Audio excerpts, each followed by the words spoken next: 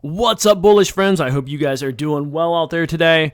And I want to talk about Fednow because in just a few days, this program is fully launching and there's a lot of information going on out there. You know, people are saying that Fednow is the end of the world, that Fednow is the end of crypto, that Fednow will lead to CBDCs, that Fednow is basically going to enslave all of humanity.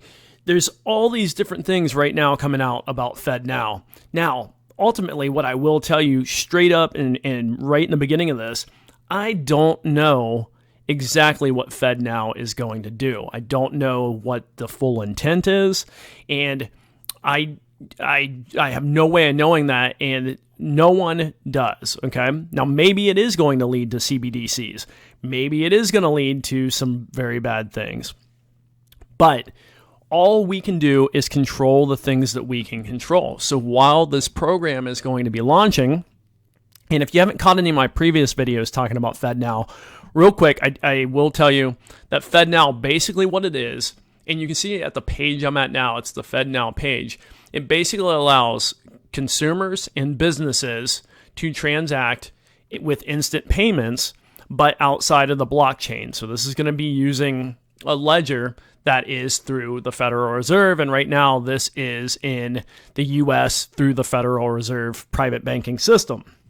So there are already other countries that have done things similar to this, but now the U.S. is pushing this heavily, and like I said, in July this fully launches. But just to kind of give you an overview, it's basically an instant payment system that consumers and businesses are going to use. They soft rolled this out in April to get it tested, and they had, I think they've got like 120 banks of the big banks already on board with it, and they're going to, of course, be adding more and more to it.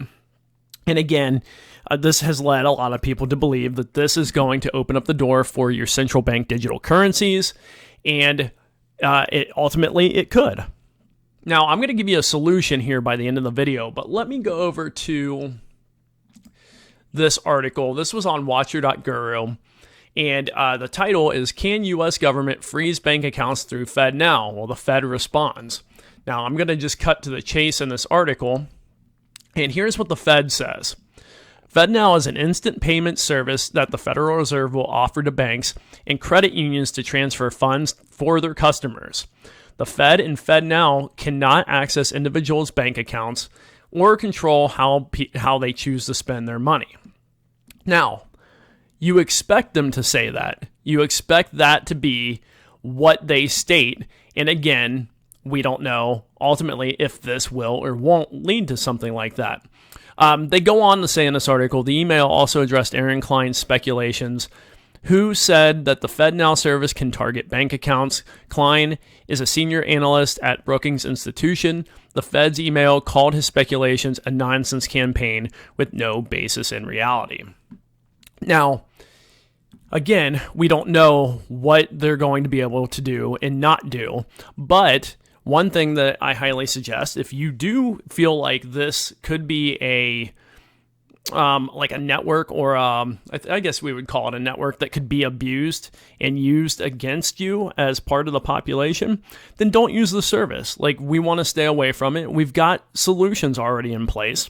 Okay, we've got crypto. If I wanted to send you $1,000 right now, or you wanted to send me $1,000 for a product or service, we could do that instantaneously through crypto, through various cryptos. You can do it through Bitcoin. You can pick your crypto of choice. We can send it. Now, one thing I do highly suggest is that you don't keep all of your cash in a bank account, or obviously you don't want to keep a bunch of cash under your mattress either, but I wouldn't keep all of your money in a bank account or multiple bank accounts. I also wouldn't keep all of your money locked up into centralized exchanges, and these could be basically anything like Coinbase or Binance, any of them. If it's a centralized exchange, don't keep all of your assets wrapped up there. You should have multiple assets across multiple different platforms, whether it's having real estate, whether it's having several bank accounts, several crypto wallets that you can store in, like hardware wallets, like a Ledger. If you're not a fan of Ledger, get a Trezor or a Tangem, or just pick there are a bunch of different hardware wallets you can get. Right now, you can come over here, save 30% on a Ledger Nano. You can do that through my link below if you want. Like I said, I know some people aren't fans of Ledger. Then don't get a Ledger, get something else. But have your own hardware wallets that let you control your crypto. It gives you the keys to your crypto.